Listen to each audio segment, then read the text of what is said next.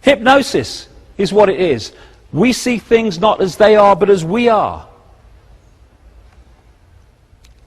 And when we see the world only through the five senses, because I'm Joe Bloggs and Ethel Smith, and we drop into body consciousness alone, then we drop into a box of limitation. And once we have stopped connecting with higher levels of our consciousness and observing the world from that point, we only have one place to go to get a fix on who we are and the nature of reality, and that's out there through the eyes and the ears. And who controls that? The mainstream media, the education system. Put them in the box, lock them in body consciousness, then program the computer to see the world the way that suits our agenda. Know thyself. How many people even think about that? Who am I? What am I doing here? What time's EastEnders on, Nunny?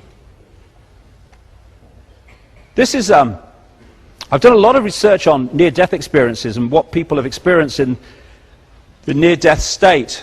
And I thought this one was brilliant. This is what one guy said he experienced. Everything from the beginning, my birth, my ancestors, my children, my wife, everything comes together simultaneously. I saw everything about me and about everyone who was around me.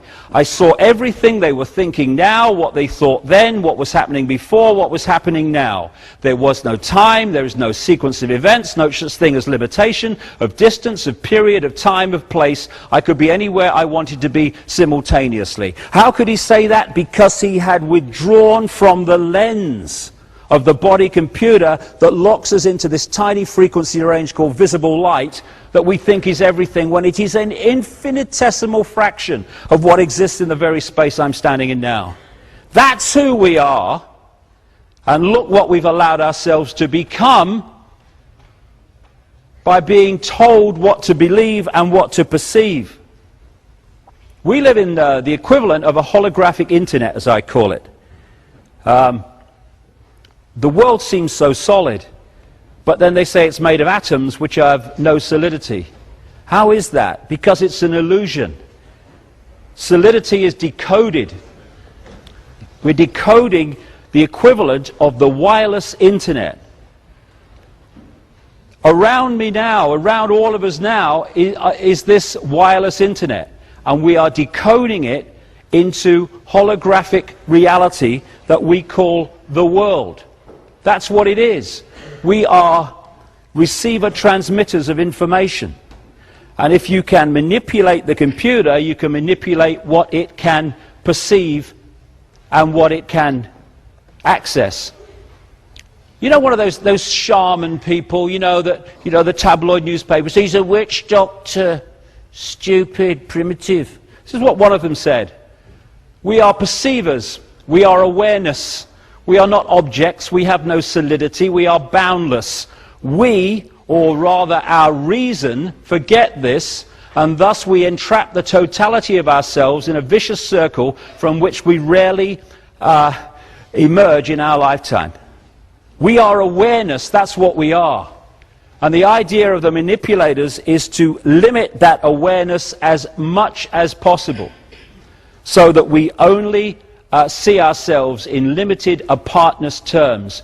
We are living in a holographic world, a holographic universe, where that's a holographic print. It's basically a frequency field. And when you put a laser on it, bingo, it becomes a three-dimensional, apparently solid form. That's the world we live in. Again, holograms can look as solid as you and me. That's good, because we are holograms at the physical level. That's what we're decoding. That's what reality is.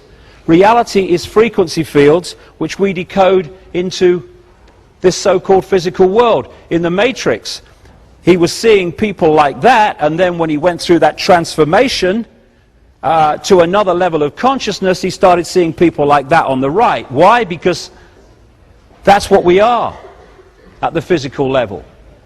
And manipulating how we do it is the way this world is controlled. This is a wonderful book, I do recommend it, called The Holographic Universe. And there's a wonderful story in there which sums up what I'm saying here. The writer, Michael Talbot, talked about something he experienced when his father had a party and had a stage hypnotist along to do party tricks. What he did was make people eat a potato and think it was an apple. How does he do that? He implants the belief that the person's eating an apple, and we don't taste with the tongue. The tongue passes electrical signals to the brain, which are decoded. And the implanted belief decodes the potato into the taste of an apple, and the person tastes the apple. And he got this one guy called Tom, and as he was about to bring him out from the trance state, whatever you want to call it, he said to him, when I bring you back to a waking state, Tom, you're not going to be able to see your daughter in the room.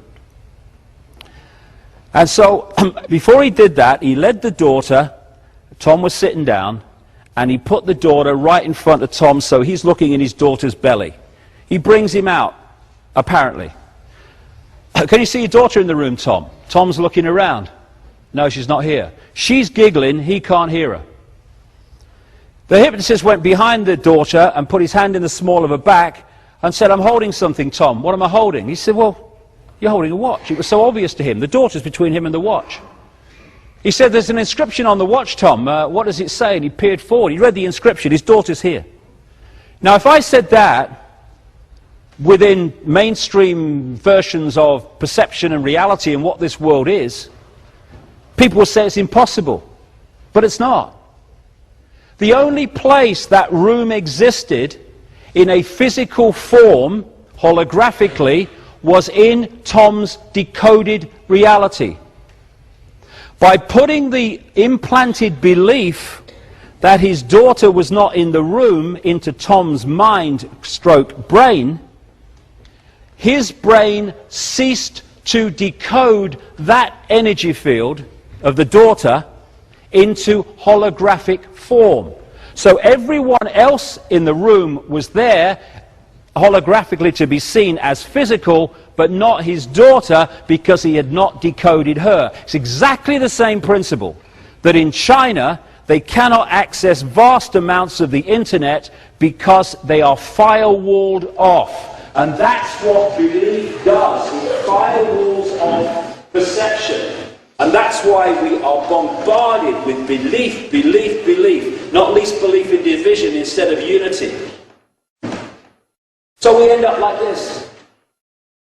We end up locked in bubbles of imprisoned perception instead of being the free, infinite, multidimensional beings that we really are. And by disturbing the computer, you can distort massively the computer's ability to decode and perceive in the way that it should do.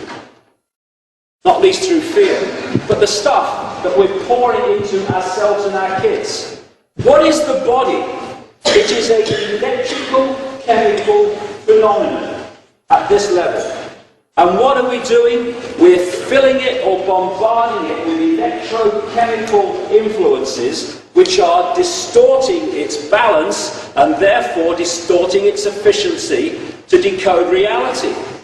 Aspartame, this sweetener, it's a brain suppressant. They call an excitotoxin among many other lethal things. Who brought it onto the market? Donald Rumsfeld, when he was head of Searle Pharmaceuticals, made a fortune by selling the rights out to Monsanto. Fluoride, another brain suppressant and excitotoxin to destabilize the efficiency